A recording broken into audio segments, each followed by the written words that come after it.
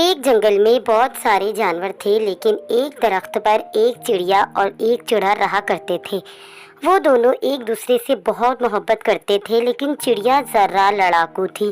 وہ چڑے سے چھوٹی چھوٹی بات پر جھگڑا کیا کرتی تھی۔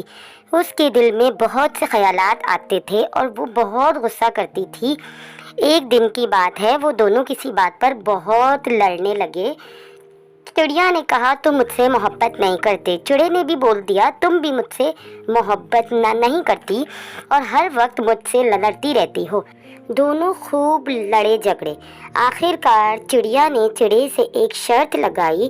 چڑیا نے بولا، ٹھیک ہے، میں مانتی ہوں، تم بھی مجھ سے محبت کرتے ہو، لیکن ایک شرط ہے۔ پھر چڑیا نے اپنی شرط بتاتے ہوئے کہا، اس درخت پر جہاں ہم بیٹھے ہیں، صبح اس درخت پر جو سب سے پہلے آ کر بیٹھے گا تو ثابت ہو جائے گا کہ وہی زیادہ محبت کرتا ہے۔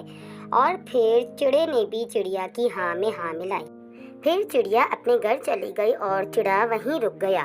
اس وقت جنگل میں بہت زیادہ سردی پڑ رہی تھی، کافی تیز ہوائیں چل رہی تھی۔ چڑے نے سوچا، کیوں نہ میں اسی درخت پر رک جاؤں اور کال چڑیا کو بتا دوں گا کہ میں اس سے زیادہ محبت کرتا ہوں۔ اور یہ سوچ کر چڑے نے اسی درخت پر رات گزارنے کا فیصلہ کیا۔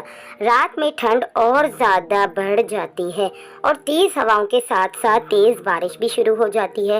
پھر چڑے کو بہت زیادہ ٹھنڈ لگتی ہے۔